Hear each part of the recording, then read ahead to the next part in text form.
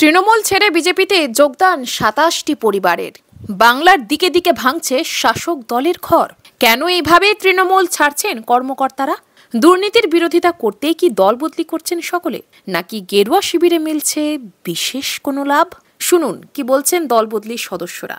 তাদের দাবি, রাজ্যের শাসক দল দুর্নীতি ও স্বজন পোষণ করতে ব্যস্ত। তারা দলের সদস্যদের কোনো গুরুত্বই দেয় না, আর সেই কারণেই এক প্রকার বাধ্য হয়ে দল ছাড়লেন এতজন। এদিনের অনুষ্ঠানে উপস্থিত ছিলেন মণ্ডল সভাপতি, জেলা সাধারণ সম্পাদক চন্দ্রশেখর মণ্ডল, জেলা সম্পাদক প্রভাকর চৌধুরী এবং অঞ্চল প্রধান আশিস গিরি সহ দলের অন্যান্য কর্মকর্তারা। দল বদলের ওই অনুষ্ঠানে বিজেপির পতাকা হাতে নিয়ে দল বদলু সদস্যদের দাবি, তৃণমূল দুর্নীতিতে পরিপূর্ণ হয়ে উঠেছে। তবে শুধু রামনগর বিধানসভাতে এই ঘটনা ঘটেনি। ওই একই দিনে একই ঘটনার সাক্ষী থাকলো মেখলিগঞ্জ বিধানসভার মেখলিগঞ্জ ৩ নম্বর মণ্ডলের বক্সিগঞ্জ অঞ্চলের ভোলারহাট বাজারে ২ নম্বর শক্তি কেন্দ্রে।